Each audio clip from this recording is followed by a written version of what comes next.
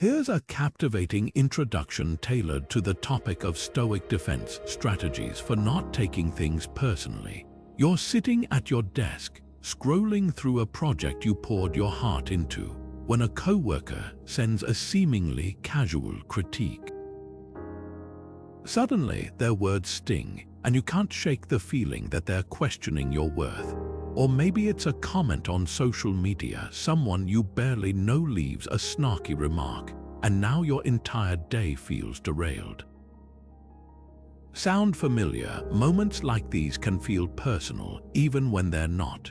But what if there was a way to stop letting these external judgments define how you feel about yourself?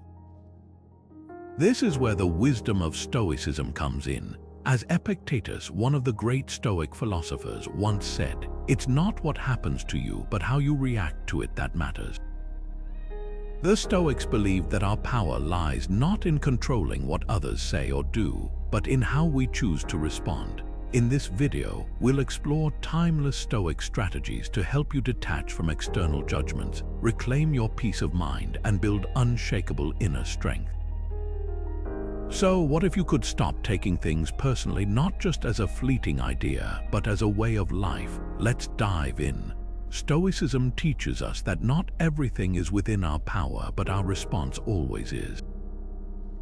This is the essence of what's known as the Dichotomy of Control, a cornerstone of Stoic philosophy. At its core, this principle divides the world into two categories: things we can control and things we cannot. What's within our control? Our thoughts, our actions, and how we choose to react to the world around us. Everything else, other people's opinions, their actions, even the outcomes of our efforts, these are beyond our grasp.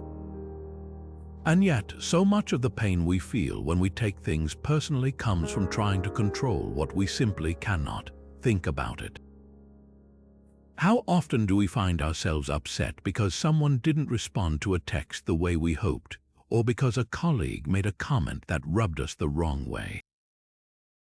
In those moments, we're often trying to control something that isn't ours to control: their behavior, their thoughts, their choices. Marcus Aurelius, one of Stoicism's most famous practitioners, put it this way: you have power over your mind, not outside events. Realize this and you will find strength. What he's pointing to is the freedom that comes from focusing on what's truly yours, your own mind, and how you choose to engage with the world. Let's take an example. Imagine you send a message to a close friend and they don't reply for days. It's easy to spiral into thoughts like, did I do something wrong? Are they upset with me? But here's the thing, their silence isn't within your control. What is within your control is how you interpret that silence and how you choose to respond. Maybe they're busy or distracted or dealing with something you don't know about. By focusing on what you can control, your own thoughts and actions, you free yourself from the unnecessary weight of taking their silence personally. So ask yourself this: what situations in your life do you try to control that are truly beyond your power? Is it a family member's opinion of you, a coworker's attitude, or maybe even the outcome of a project you've poured your heart into? When you start to identify these areas, you'll begin to see where you're expending energy that could be better spent on what you can influence: your own mindset, your own choices, your own growth. That's the power of the dichotomy of control. It's not about giving up on the world, it's about focusing your energy where it truly matters. What if you could observe criticism without letting it define you? This is the essence of cognitive detachment, a powerful Stoic tool that helps us separate external events from our internal emotions. The Stoics believed that the world around us is neutral. It's our judgments about what happens that create our emotional reactions. As Seneca once said, we suffer more often in imagination than in reality. In other words, it's not the event itself that causes pain, but how we choose to interpret it. Let's take a modern example. Imagine you receive negative feedback at work. Your first instinct might be to feel defensive, hurt, or even embarrassed. But what if, instead of letting those emotions take over, you paused and asked yourself, what can I learn from this? By reframing the situation, you shift from seeing it as a personal attack to viewing it as an opportunity for growth. This is cognitive detachment in action, observing the event without letting it control your emotional state. Now think about this. How often do you let others' opinions shape your self-worth? It's easy to fall into the trap of seeking validation from external sources, but the Stoics remind us that our value doesn't come from what others think of us. It comes from how we choose to respond to the world around us. By practicing cognitive detachment, we can reclaim our emotional independence and find peace, even in the face of criticism or adversity. Stoics believe that it's not the event itself, but our interpretation of it that causes pain. This idea lies at the heart of Stoic philosophy and offers a powerful tool for managing how we react to life's challenges. At its core, Stoicism teaches that our emotions are not directly caused by external events, but by the judgments we attach to them. In other words, it's not what happens to us that determines how we feel, it's how we perceive what happens. Epictetus, one of the most influential Stoic philosophers, put it this way: men are disturbed not by things, but by the views which they take of them. This simple yet profound statement reminds us that our suffering often stems from the meaning we assign to situations, not the situations themselves. Think about it. When someone says something that feels hurtful, is it their words that cause the pain, or is it our interpretation of those words? More often than not, it's the latter. Take, for example, a situation at work. Imagine a colleague responds to you in a curt or dismissive tone. Your first reaction might be to feel offended, assuming they're being hostile or disrespectful. But what if their tone had nothing to do with you? What if they were simply stressed, overwhelmed, or dealing with something personal? The event, their tone, is the same, but your perception of it changes everything. If you shift your interpretation from "they're attacking me" to "they're having a tough day," your emotional response shifts too. This is where Stoic practice comes into play. By training ourselves to question our initial judgments, we can start to see situations more clearly, free from the distortions of our own biases or assumptions. It's not about ignoring reality, but about reframing it in a way that serves our peace of mind. So here's a question to reflect on. What's one situation in your life where changing your perception could change your emotional response? Maybe it's a comment that stung, a disagreement that felt personal, or even a moment of self-doubt. By examining the judgments behind your reactions, you might find that the power to feel differently lies within you. What if you could anticipate criticism or rejection and remain completely unfazed by it? This is where the Stoic practice of Premeditatio Malorum, or the premeditation of evils, comes into play. At its core, this ancient technique is about mentally preparing for the worst-case scenarios, not to dwell on them, but to strip them of their power to shake you. By imagining what could go wrong, you're not being pessimistic, you're building resilience. Seneca once wrote, "What is quite unlooked for is more crushing in its effect, and unexpectedness adds to the weight of a disaster." In other words, when we're caught off guard, the emotional impact hits harder. But when we've already walked through the possibilities in our minds, we're better equipped to handle them with composure. Think of it like a fire drill. You practice what to do in an emergency so that if it ever happens, you're ready to act calmly and decisively. Let's take a practical example. Imagine you're about to have a tough conversation with your boss. Maybe you're asking for a raise, or perhaps you've made a mistake that needs addressing. Your mind might race with thoughts of rejection, criticism, or even losing your job. But here's where Premeditatio Malorum shines. Before the meeting, you take a few moments to visualize the worst-case scenario. What if your boss says no? What if they criticize your work? What if the conversation becomes tense? By facing these possibilities head-on, you're not blindsided if they happen. Instead, you've already rehearsed your response, and that preparation helps you stay calm and collected. This practice isn't about expecting the worst to happen. It's about being ready for anything. It's like carrying an umbrella on a cloudy day. You don't assume it will rain, but if it does, you're prepared, and that sense of readiness can be incredibly liberating. So, here's a question for you. What's one situation in your life where Premeditatio Malorum could help you stay calm and composed? Take a moment to think about it, and you might just find that this ancient Stoic tool is exactly what you need to navigate life's challenges with a steady mind. Sometimes the most powerful response is no response at all.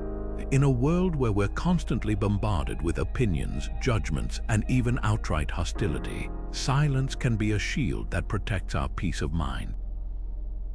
The Stoics understood this deeply. They saw silence not as weakness but as a deliberate act of strength, a way to rise above the noise and maintain control over our emotions.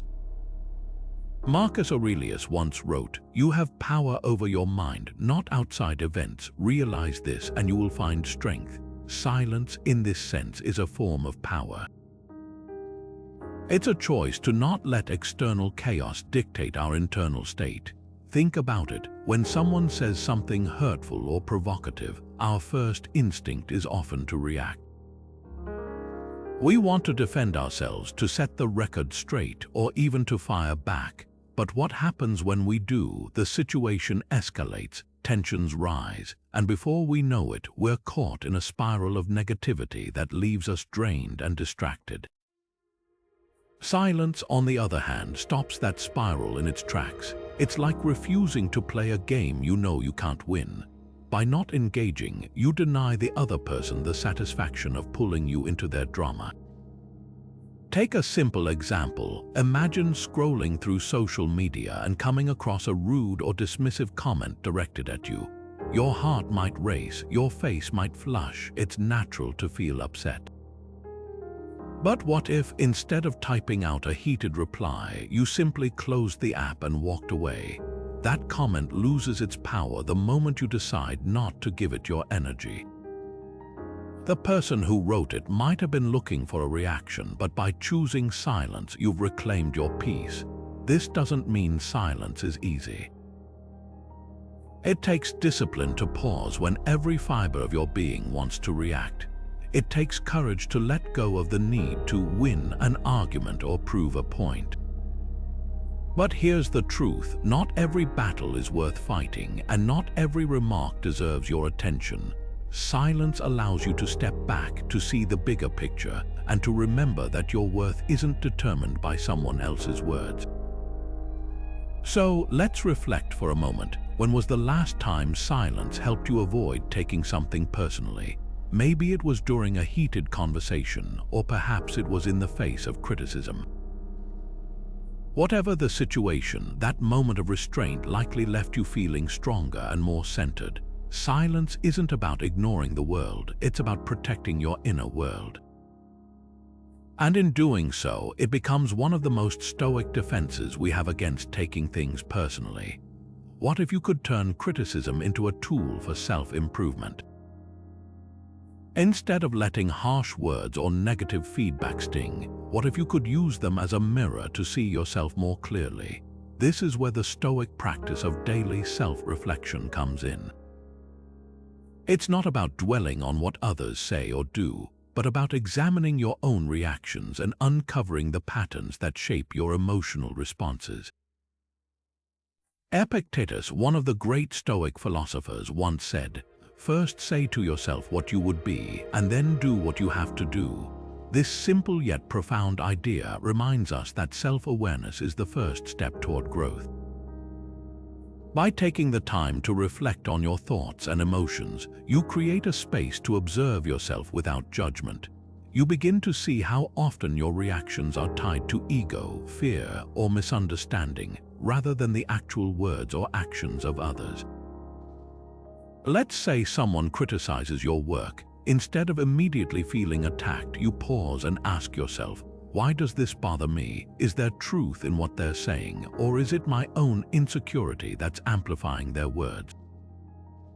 Journaling can be a powerful way to process these moments. After a difficult interaction, write down what happened, how you felt, and what you think triggered those emotions. Over time, you'll start to notice patterns. Maybe you're more sensitive to criticism from certain people, or maybe you tend to take things personally when you're already stressed. This awareness is your first step toward breaking the cycle. Here's a challenge for you. Think about a recent situation where you felt hurt or offended. What did you learn about yourself in that moment? Did you discover a hidden fear, a need for approval, or a tendency to overreact? Self-reflection isn't about blaming yourself. It's about understanding yourself better so you can respond with clarity and purpose rather than reacting out of habit. So, what's one thing you've learned about yourself through self-reflection? Take a moment to consider that question, because when you begin to see your reactions as opportunities for growth, criticism stops feeling like an attack and starts feeling like a gift. Stoicism teaches us that humility is the antidote to ego. At its core, humility is about recognizing our own limitations and understanding that we don't have all the answers. It's a quiet strength, one that allows us to step back from the noise of external judgments and see things as they truly are. When we let go of the need to prove ourselves or defend our worth, we create space for growth and peace. But here's the challenge: ego often amplifies personal offense. When someone criticizes or disagrees with us, our ego jumps in, interpreting it as an attack on our identity. Suddenly, a simple comment feels like a personal affront, and we're caught in a spiral of defensiveness and resentment. Marcus Aurelius, one of the great Stoic philosophers, once wrote, "The applause of the masses is as fleeting as the wind." What he meant was that praise and blame are temporary, external forces. They don't define who we are. If we tie our self-worth to the opinions of others, we're setting ourselves up for constant disappointment. The Stoic approach is to detach from these external judgments and focus instead on our own character and actions. This doesn't mean ignoring feedback or becoming indifferent. It means learning to accept it without letting it shake our sense of self. Imagine a scenario where someone receives constructive criticism at work. At first, they feel defensive, even hurt, but instead of reacting impulsively, they pause and reflect. They remind themselves that the criticism isn't a personal attack, it's an opportunity to improve. By practicing humility, they can separate their ego from the situation and see the feedback for what it is, a tool for growth. This shift in perspective transforms what could have been a moment of conflict into a moment of learning. So, how can practicing humility help you let go of others' opinions? It starts with recognizing that everyone has their own biases, insecurities, and perspectives. What someone says or thinks about you often says more about them than it does about you. When you embrace humility, you stop seeking validation from external sources and instead focus on living in alignment with your values. You become less reactive, more grounded, and better equipped to handle life's challenges with grace. Humility isn't about diminishing yourself, it's about freeing yourself from the weight of others' judgments, and in that freedom you find a deeper sense of peace and clarity. What if you could see every criticism, every setback, not as a personal attack, but as an opportunity to grow? This is the heart of Amor Fati, a Stoic concept that translates to love of fate. It's about embracing everything that happens to you, the good and the bad, as part of your journey. Instead of resisting or resenting challenges, Amor Fati invites you to accept them fully, even to love them, because they shape who you are and who you can become. The philosopher Friedrich Nietzsche, who was deeply influenced by Stoicism, once wrote, "My formula for greatness in a human being is Amor Fati, that one wants nothing to be different, not forward, not backward, not in all eternity." Not merely bear what is necessary, still less conceal it but love it. This isn't about passive resignation, it's about active acceptance. It's choosing to see every experience as a gift, even when it feels like anything but. Think about a professional setback, for example. Imagine someone who loses a job they thought was secure. At first, it feels like a crushing blow, a personal failure. But with Amor Fati, that same person might begin to ask, what can I learn from this? How can this challenge push me towards something better? They might discover new skills, explore a passion they'd set aside, or even land in a role that aligns more closely with their values. The setback becomes a catalyst for growth, not because it was easy, but because they chose to embrace it. So, here's a question for you. What's one challenge in your life that you can start to see as a gift? It doesn't mean you have to like it right away, that's not the point. It's about shifting your perspective, even just a little, to see how even the toughest moments can teach you something valuable. When you practice Amor Fati, you stop fighting against the current and start flowing with it, finding strength and meaning in the process. Stoicism reminds us that time heals all wounds and all offenses. It's a simple yet profound truth. The intensity of our emotions often fades as time passes. The Stoics viewed time not just as a measurement but as a tool for gaining perspective.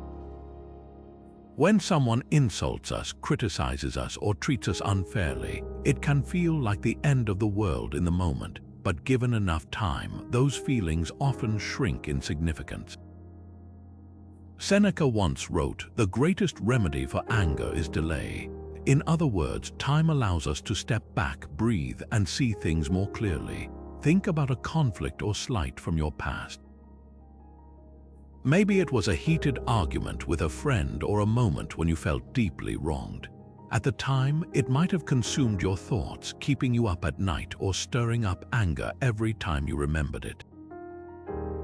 But now, chances are it feels smaller, less important, maybe even trivial. That's the power of time. It doesn't erase what happened, but it helps us see it through a wider lens.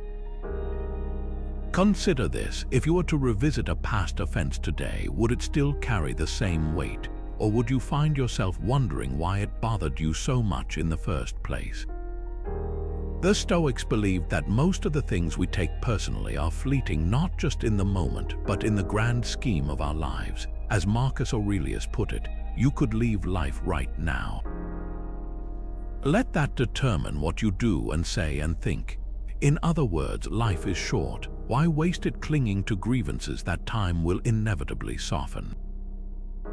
So, what's one thing you're holding onto that time might help you release? It doesn't have to be a major betrayal sometimes. It's the small, lingering annoyances that weigh us down. The key is to recognize that time is on your side. By stepping back and letting the moment pass, you give yourself the space to respond rather than react. And in doing so, you reclaim your peace of mind. What if you could let go of petty grievances simply by remembering your mortality? It might sound intense, but this is the heart of the Stoic practice known as Memento Mori, a Latin phrase meaning "remember you must die." At first glance, it might seem morbid, but for the Stoics, it wasn't about dwelling on death. It was about living with clarity and purpose. By keeping the impermanence of life in mind, they believed we could cut through the noise of everyday annoyances and focus on what truly matters. Marcus Aurelius, one of the most famous Stoic philosophers, once wrote, "You could leave life right now. Let that determine what you do and say and think." Think about that for a moment. If today were your last day, would you really care about the coworker who made a snide comment or the friend who forgot to text you back? Probably not. Memento Mori isn't about fear, it's about perspective. It's a tool to remind us that life is short, and the time we waste holding onto grudges or worrying about minor slights is time we'll never get back. Let me give you an example. Imagine someone who's been carrying a grudge against a family member for years, maybe over something as small as a forgotten birthday or a misunderstood comment. One day, they're faced with a sudden health scare, and in that moment, all those old grievances suddenly feel trivial. What once seemed so important now feels like a waste of energy. That's the power of Memento Mori. It doesn't erase the hurt, but it shifts our focus to what's truly valuable, our relationships, our growth, and how we choose to spend our limited time. Now, here's a question for you. What's one thing you'd stop worrying about if you remembered your mortality? Maybe it's the criticism you received at work or the fear of being judged by others. Whatever it is, Memento Mori invites us to ask ourselves, does this really matter in the grand scheme of things? By embracing this practice, we can start to let go of the small stuff and channel our energy into what truly enriches our lives. It's not about ignoring problems, it's about prioritizing what deserves your attention and what doesn't. So, the next time you find yourself taking something personally, pause for a moment. Reflect on the brevity of life and ask yourself, will this still matter tomorrow, next week, a year from now? Chances are it won't, and that realization can be incredibly freeing. Memento Mori isn't just a Stoic philosophy, it's a way to live with more intention, more gratitude, and less attachment to the things that don't serve you. Gratitude shifts your focus from what's wrong to what's right. It's a powerful tool in the Stoic arsenal, one that helps you rise above the noise of criticism and external judgments. When you take things personally, it's often because you're fixated on what's lacking or what's been said against you. But gratitude redirects your attention to the abundance already present in your life, the things that no one can take away. As Epictetus once said, he is a wise man who does not grieve for the things which he has not, but rejoices for those which he has.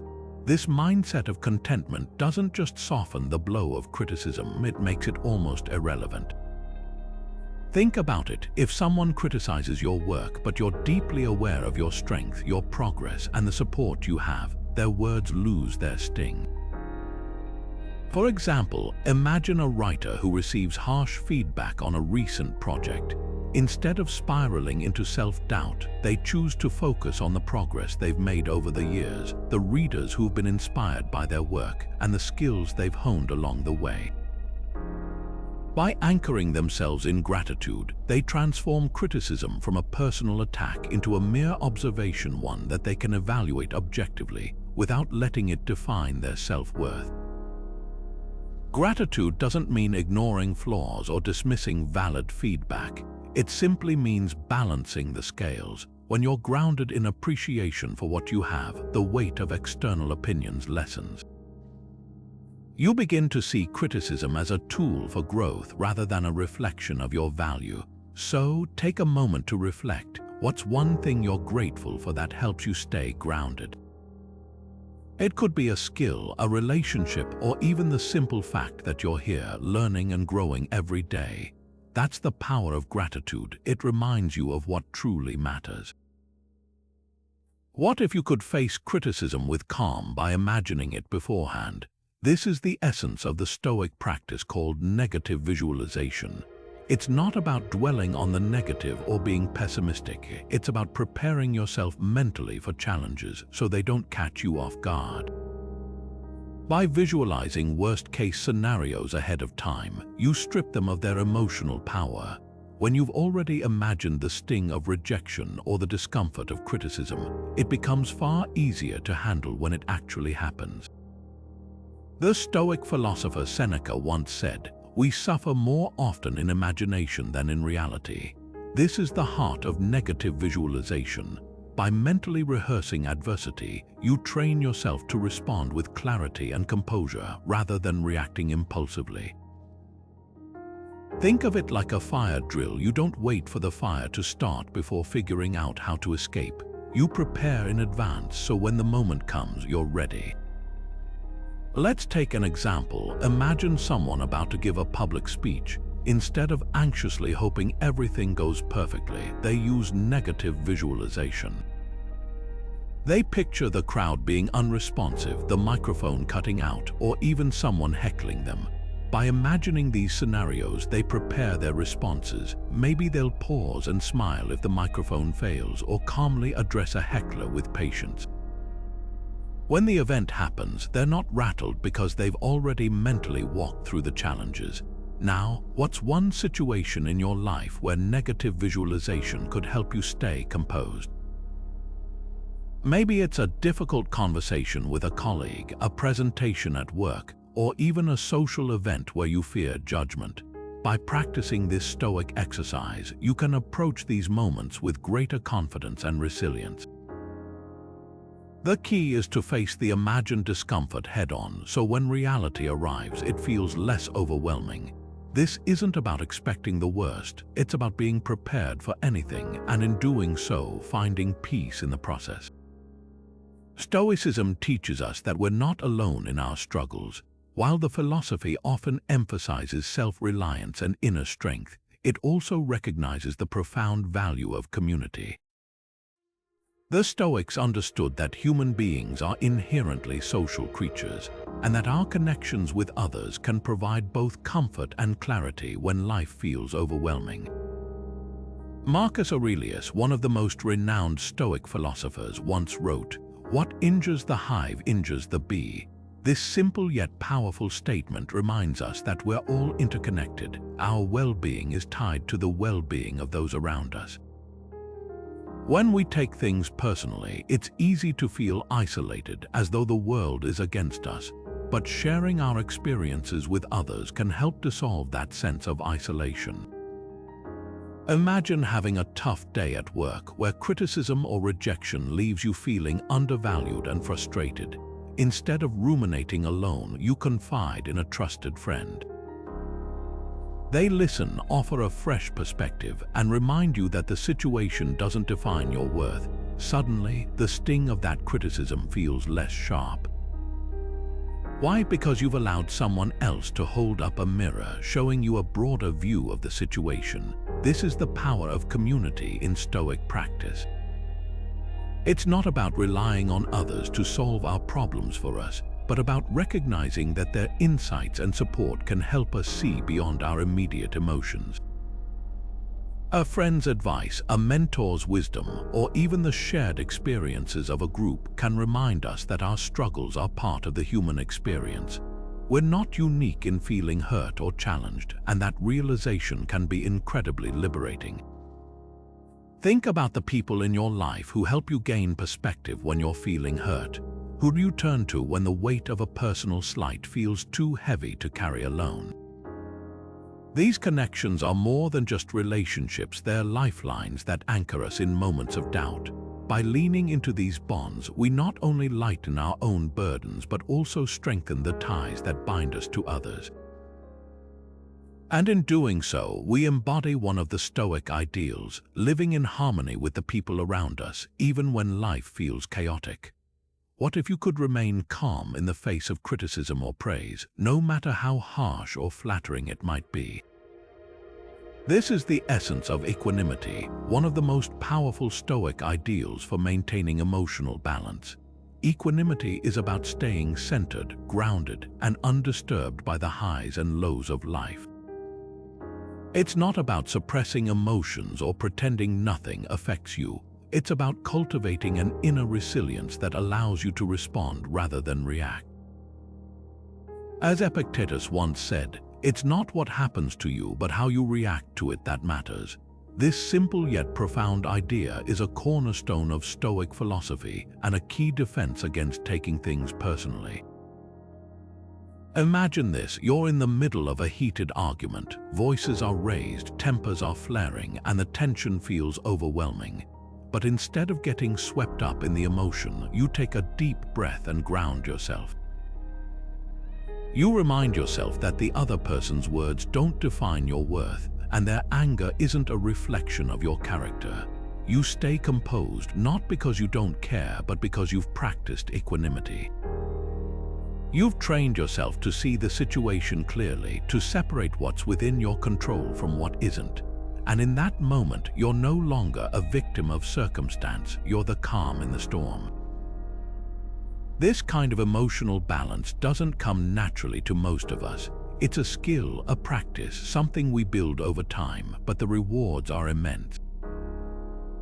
When you cultivate equanimity, you free yourself from the need for constant validation or the fear of rejection. You stop letting external events dictate your inner peace. Instead, you become the steady anchor in your own life, unshaken by the waves of criticism or the winds of praise. So, what's one situation where practicing equanimity could help you? Maybe it's a difficult conversation with a loved one, a moment of public scrutiny, or even just a day when nothing seems to go your way. Whatever it is, remember this: equanimity isn't about perfection, it's about progress. It's about choosing to respond with clarity and calm, even when the world around you feels chaotic. And the more you practice, the stronger that inner peace becomes. Reason is the Stoics' greatest tool for overcoming personal offense. It's the lens through which we can examine our emotions and see them for what they truly are: temporary, often irrational reactions to external events. The Stoics believed that reason is our most powerful ally, allowing us to pause, reflect, and choose how we respond rather than being swept away by our feelings. Marcus Aurelius, one of Stoicism's most famous practitioners, put it this way: "You have power over your mind, not outside events. Realize this and you will find strength." So, how does this work in practice? Let's say a colleague makes a harsh comment during a meeting. Your initial reaction might be to feel hurt, defensive, or even angry. But instead of letting those emotions take control, you take a step back. You ask yourself, why did they say that? Could there be a reason unrelated to me? Maybe they're stressed, misunderstood, or simply having a bad day. By applying reason, you shift the focus from your emotional reaction to understanding the situation objectively. This doesn't mean ignoring your feelings. It means not letting them dictate your response. Reason gives us the clarity to see that criticism often says more about the critic than it does about us.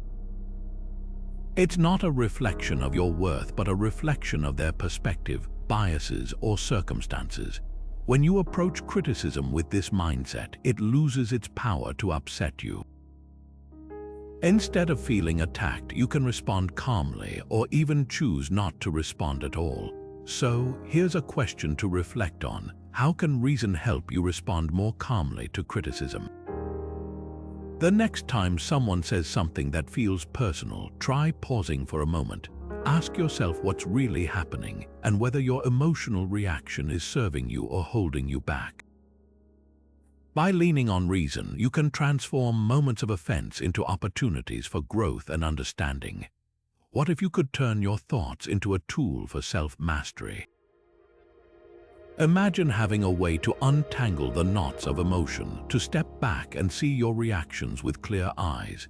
This is where the Stoic practice of journaling comes in, a simple yet profound tool for processing emotions and avoiding the trap of taking things personally.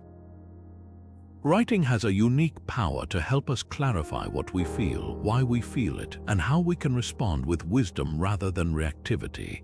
As Seneca once wrote, you should be examining yourself every day. A person who examines themselves becomes their own teacher. Journaling is that act of self-examination, a way to pause, reflect, and grow. Think about it. When you're upset, your mind can feel like a storm of thoughts, swirling with anger, frustration, or hurt. But when you sit down and write, you're forced to slow down. You begin to organize those thoughts, to see patterns, and to ask yourself, is this really about me, or is it about something else? For example, imagine someone who just had a difficult conversation with a coworker. They walk away feeling dismissed and disrespected. Instead of stewing in resentment, they take out their journal and write about what happened. As they put their thoughts on paper, they start to realize that the coworker's tone might have had more to do with stress than with any personal slight. The act of writing helps them release the resentment and regain perspective. So, what's one thing you could write about to gain clarity? It doesn't have to be a major event. It could be a small moment that's been lingering in your mind. Maybe it's a comment someone made that you can't shake, or a situation where you felt misunderstood. Write it down, explore it, ask yourself, why did this bother me? What can I learn from it? Journaling isn't about dwelling on the negative, it's about transforming your thoughts into something constructive. It's about taking control of your inner world so that the outer world doesn't control you. Stoicism teaches us that true worth comes from within, not from others' opinions. This is because the Stoics placed virtue above all else, above material success, social status, or even the approval of others. Virtue, in their view, is the only thing that truly belongs to us, the only thing we can control, and the ultimate measure of a good life. External validation, on the other hand, is fleeting and unreliable. It's something we can't control, and chasing it often leads to frustration and disappointment. Epictetus, one of the great Stoic philosophers, put it this way: if you wish to be good, first believe that you are bad. What he meant is that living a virtuous life starts with recognizing where you fall short and committing to align your actions with your values, no matter how others might judge you.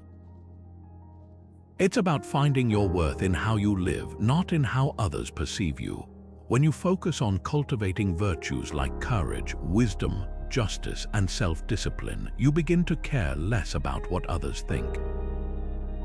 You're no longer seeking their approval because you're too busy living in alignment with your own principles. Let's take a moment to consider an example. Imagine a person who's offered a promotion at work, but accepting it would mean compromising their integrity, maybe by lying to a client or cutting corners. A Stoic would weigh the situation carefully, recognizing that no job title or paycheck is worth sacrificing their character. They'd choose to uphold their values, even if it means walking away from the opportunity. This might seem counterintuitive in a world that often rewards ambition at any cost, but it's a powerful reminder that true success isn't measured by external rewards. It's measured by the strength of your character. So, what's one way you can prioritize virtue over external validation in your own life? Maybe it's standing up for what's right, even when it's unpopular. Or perhaps it's choosing to do the hard but honorable thing, even when no one is watching. When you shift your focus inward and start valuing your actions over others' opinions, you'll find a deeper sense of peace and purpose. And that's something no amount of external validation can ever provide. What if you could stop dwelling on criticism by simply staying in the present moment? This is where the Stoic practice of mindfulness comes into play. A powerful tool to help you detach from negative thoughts and avoid taking things personally. Marcus Aurelius once wrote, "Do not disturb yourself by picturing your life as a whole. Do not heap up the things that trouble you beyond what they are." In other words, focus on the here and now, not the weight of every imagined slight or judgment. Mindfulness, in the Stoic sense, is about grounding yourself in the present moment, allowing you to observe your thoughts without letting them control you. Imagine this: someone makes a rude comment to you, and instead of replaying it in your mind for hours, you take a deep breath and bring your attention to the present. You notice the sound of your breathing, the feeling of your feet on the ground, or the sights around you. By doing this, you create a mental space between yourself and the comment, preventing it from spiraling into self-doubt or frustration. This isn't about ignoring the comment, it's about refusing to let it define your emotional state. Mindfulness gives you the clarity to respond thoughtfully rather than react impulsively. Think about it. What's one situation in your life where mindfulness could help you stay present? Maybe it's during a difficult conversation at work, or when you're scrolling through social media and come across a hurtful remark. By practicing mindfulness, you can train your mind to let go of what doesn't serve you, focusing instead on what truly matters in the moment. This simple yet profound practice is a cornerstone of Stoic philosophy, helping you build resilience and maintain inner peace, no matter what comes your way. Stoicism teaches us to see others' actions as reflections of their own struggles. When someone criticizes or speaks harshly, it's rarely about you. It's often a mirror of their inner turmoil, insecurities, or unmet needs. This perspective doesn't excuse hurtful behavior, but it does help us detach from taking it personally.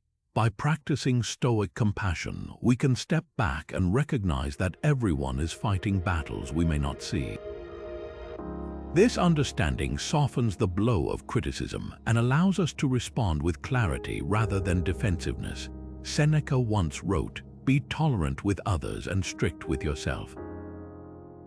This simple yet profound advice reminds us that understanding human nature is key to maintaining inner peace. People act out of ignorance, fear, or pain, not malice. When we approach their actions with empathy, we disarm the emotional weight of their words. Imagine a coworker snapping at you during a stressful meeting. Instead of retaliating or internalizing their frustration, you pause and consider the pressure they might be under. Responding with kindness, whether through a calm reply or simply letting the moment pass, shifts the dynamic. It not only preserves your peace, but also models a better way to handle conflict. Compassion, in the Stoic sense, isn't about excusing harmful behavior, it's about understanding its source. When we view others through this lens, we free ourselves from the need to react emotionally.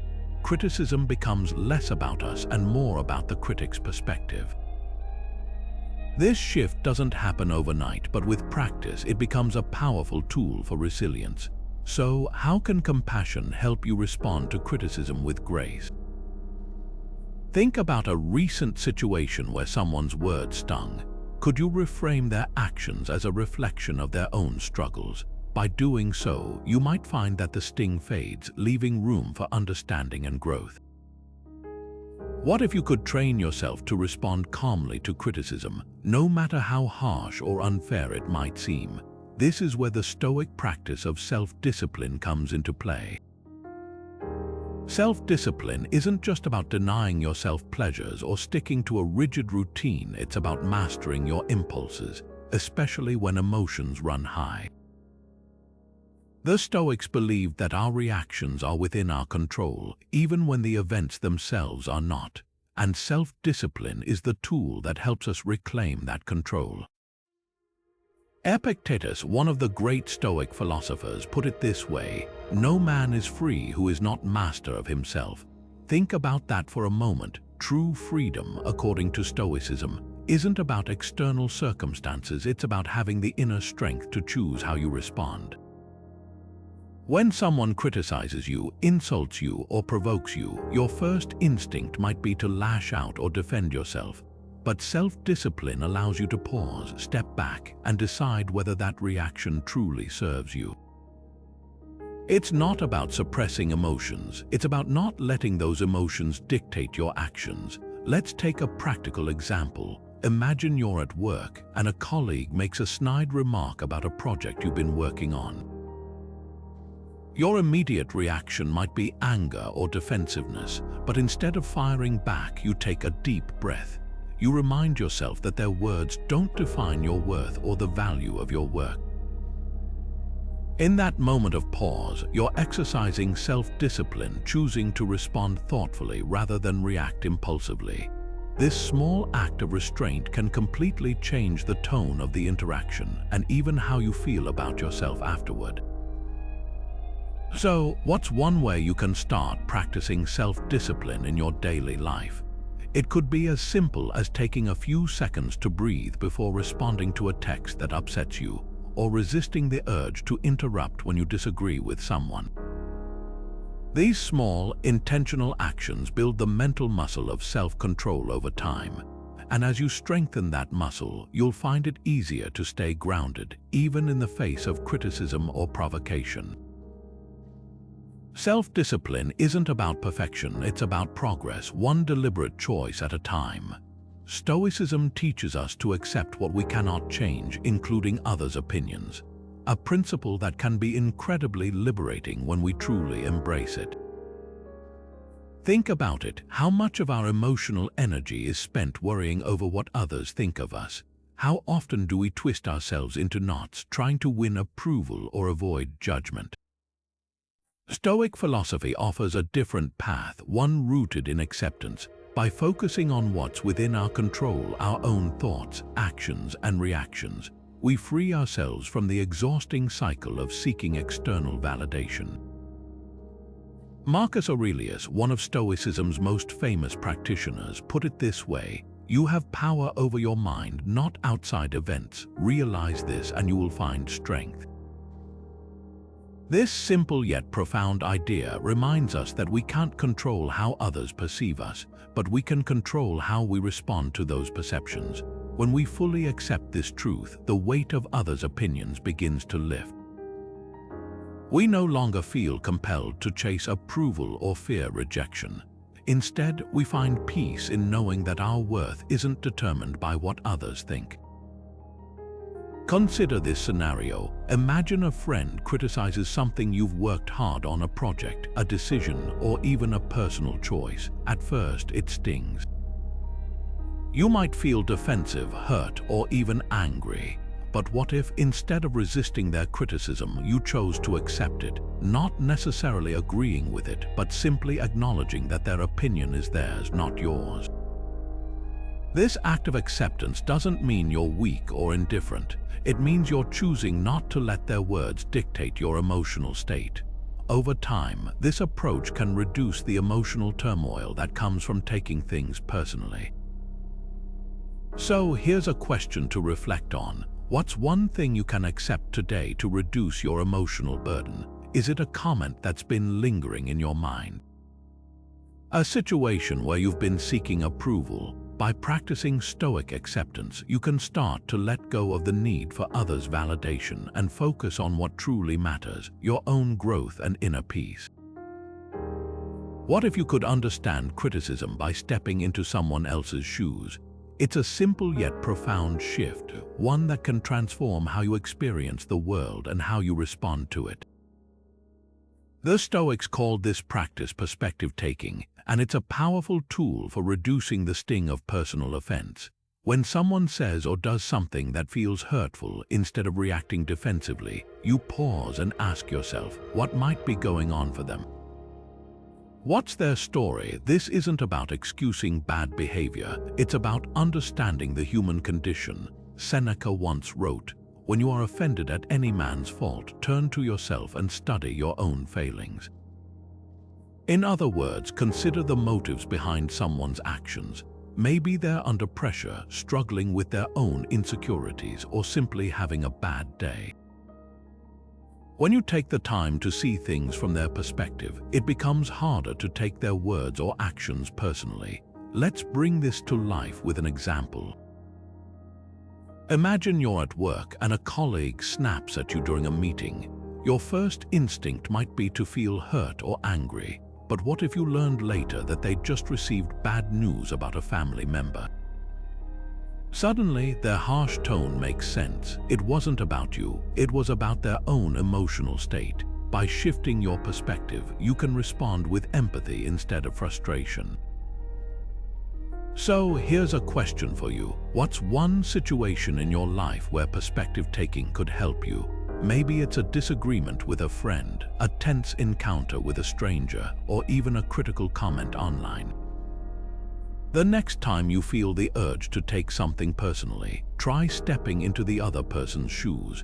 You might find that what felt like an attack was just a reflection of their struggles. And in that moment, you'll not only protect your peace, but also deepen your understanding of others.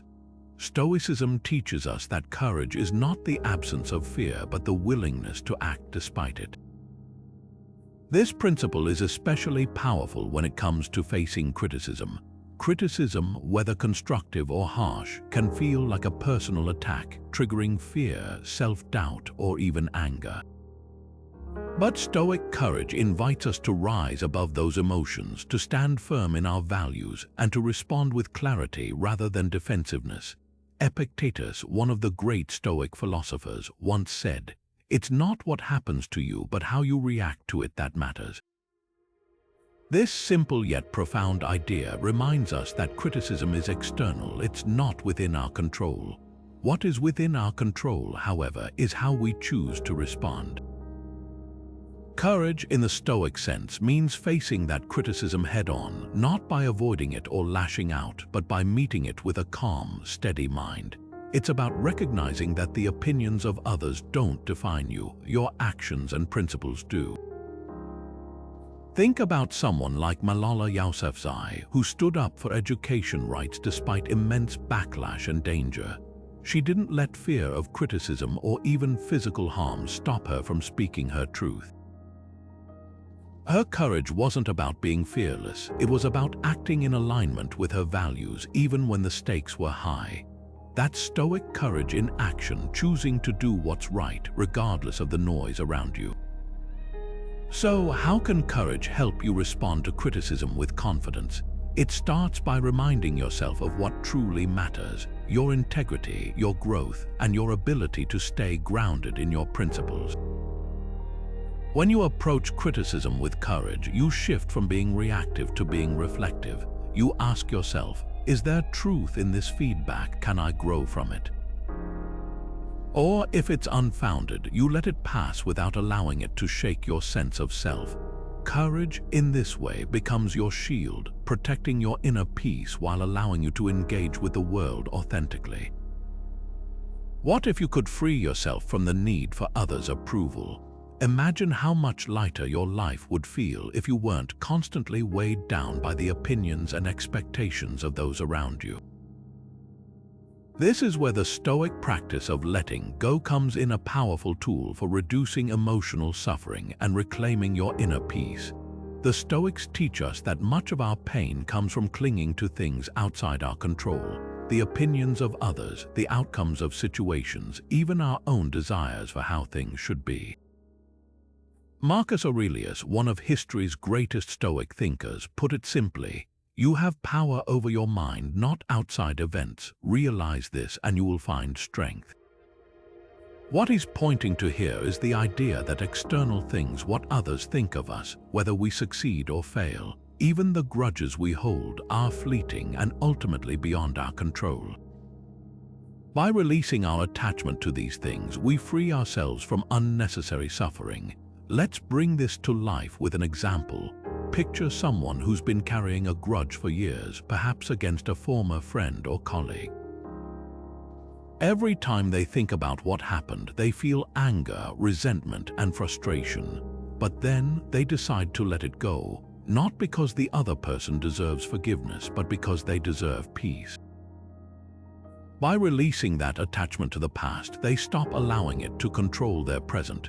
The weight lifts and suddenly they can breathe again. This is the essence of Stoic letting go. It's not about denying your feelings or pretending things don't matter. It's about recognizing what you can't control and choosing to focus your energy on what you can, your own thoughts, actions, and responses. When you stop trying to control the uncontrollable, you open yourself up to a deeper sense of calm and clarity. So here's a question for you. What's one thing you can let go of to reclaim your peace? Is it a grudge you've been holding onto, a need for approval that's been weighing you down? Or maybe it's an obsession with a particular outcome that's been causing you stress. Whatever it is, take a moment to reflect, because the truth is, letting go isn't just a Stoic practice, it's a gift you give yourself. And the sooner you start, the sooner you'll find the freedom and peace you've been searching for. Stoicism teaches us to focus on what's meaningful and let go of the trivial. At its core, this philosophy isn't about suppressing emotions or ignoring the world around us. It's about developing the wisdom to discern what truly deserves our attention and energy. When we cultivate this kind of clarity, the things that once seemed so personal, so hurtful, begin to lose their power over us.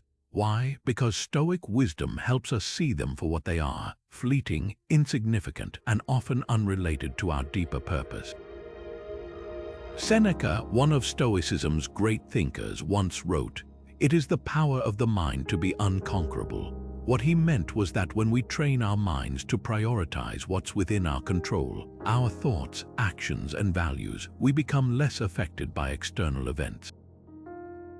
A rude comment, a perceived slight, or even outright criticism can't shake us if we've already decided where our focus lies.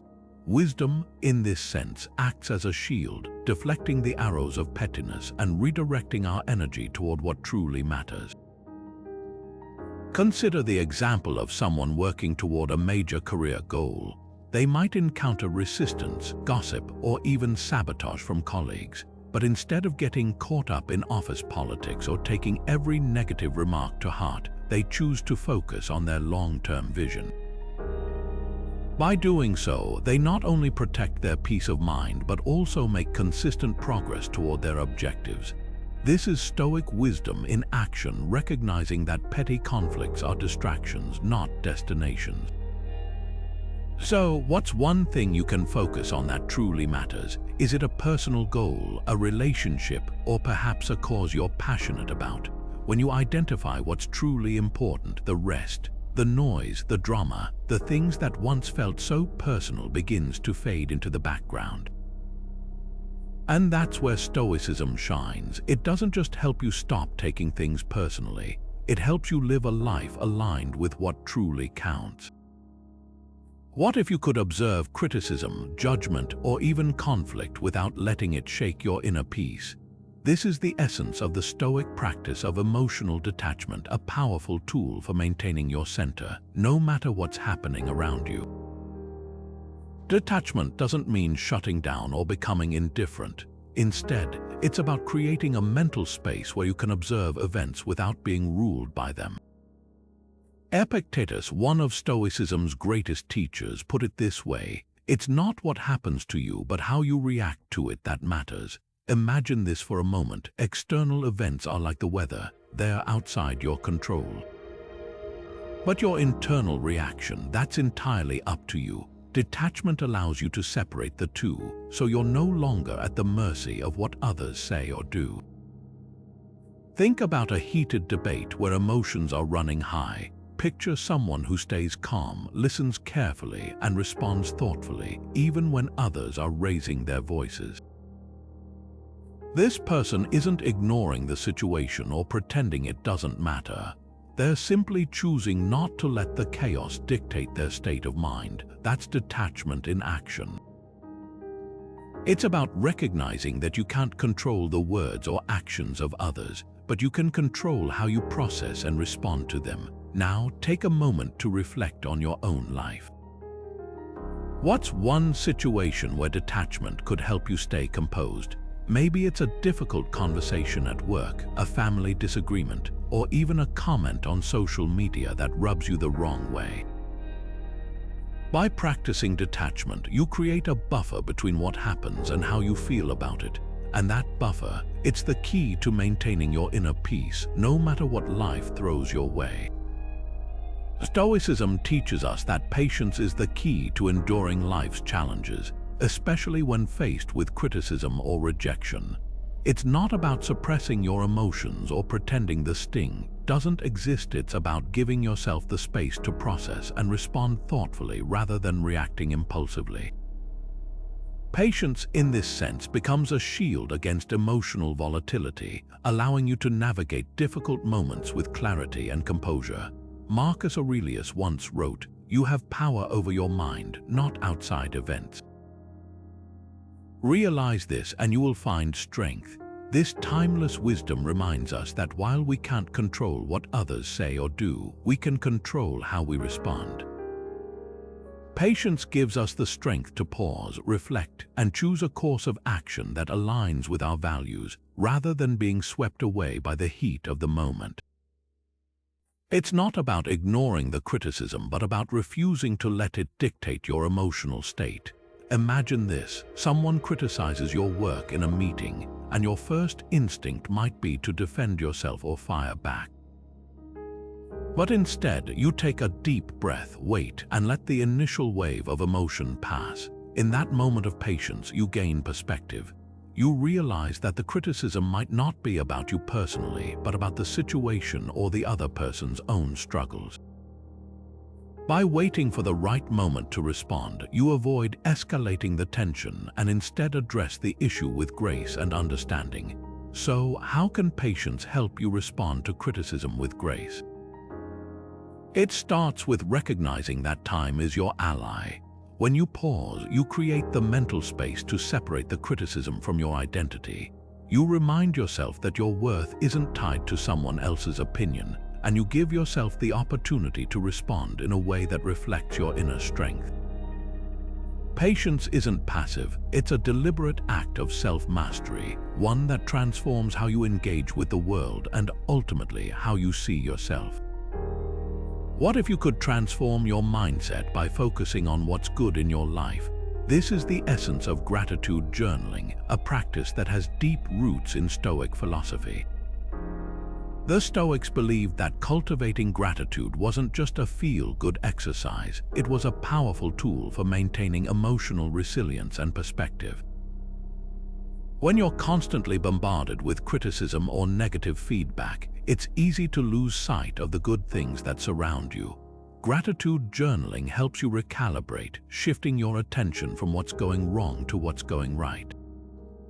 Seneca, one of the most influential Stoic philosophers, once wrote, "A great part of happiness depends on our dispositions, not our circumstances." What he meant was that happiness isn't about what happens to us, but how we choose to see it. Gratitude journaling trains you to focus on your dispositions, your ability to appreciate what you have, even when life feels challenging. By regularly writing down what you're thankful for, you build a habit of noticing the positive, no matter how small. This simple act can drastically reduce the emotional weight of criticism because you're no longer letting negativity dominate your thoughts. Imagine someone who's been struggling at work, constantly feeling undervalued or criticized. Instead of dwelling on the negative feedback, they start a gratitude journal. Each evening, they take a few minutes to list 3 things they're grateful for. Maybe it's a supportive friend, a quiet moment in nature, or even the fact that they have a job that challenges them to grow. Over time, this practice helps them see the bigger picture. The criticism doesn't disappear, but it loses its sting because they've built a mental habit of focusing on what's working rather than what's not. So, what's one thing you're grateful for today? It could be as simple as a warm cup of coffee in the morning, or as profound as the love of a family member. The act of acknowledging it, even silently, can shift your mindset in a subtle but powerful way. Gratitude journaling isn't about ignoring life's difficulties, it's about balancing them with an awareness of the good. And in doing so, you create a shield against taking things too personally because you're grounded in what truly matters. Stoicism teaches us that resilience is built through adversity. It's not about avoiding criticism or hardship, but learning how to face it head-on and emerge stronger. Think of resilience as a muscle. It only grows when tested. When someone criticizes you, it's easy to feel hurt or defensive, but the Stoics would argue that this moment is an opportunity. Adversity, including criticism, is the forge where character is shaped and strengthened. Epictetus, one of the great Stoic philosophers, once said, "Difficulties are things that show a person what they are." In other words, challenges reveal your true nature. They push you to confront your weaknesses, reassess your values, and refine your approach to life. Criticism, then, isn't something to fear or resent, it's a tool for growth. It invites you to reflect, adapt, and ultimately become more resilient. Consider the story of a professional who faced a major setback at work. After pouring years of effort into a project, they were met with harsh feedback from their team and superiors. At first, it felt like a crushing blow, but instead of retreating, they chose to lean into the discomfort. They asked themselves, "What can I learn from this? How can I improve?" Over time, they not only addressed the flaws in their work, but also developed a thicker skin and a more balanced perspective. The criticism, which once felt devastating, became the catalyst for their growth. They emerged not just as a better professional, but as a more resilient person. So, what's one challenge that has made you more resilient? Take a moment to reflect on a time when you faced criticism or adversity. How did it change you? The Stoic approach reminds us that every challenge, no matter how difficult, carries the potential to strengthen us if we're willing to embrace it. Resilience isn't about never falling, it's about learning how to rise time and time again. We've explored some of the most powerful Stoic strategies to help you stop taking things personally and reclaim your inner calm. At the heart of these teachings is the dichotomy of control, the idea that some things are within our power while others are not. By focusing only on what we can influence, like our thoughts and actions, we free ourselves from the weight of external judgments and circumstances. Next, we talked about cognitive detachment, the practice of stepping back from emotional reactions and viewing situations with clarity and objectivity. And finally, we touched on Amor Fati, the love of fate, which encourages us to embrace life's challenges as opportunities for growth rather than obstacles to happiness.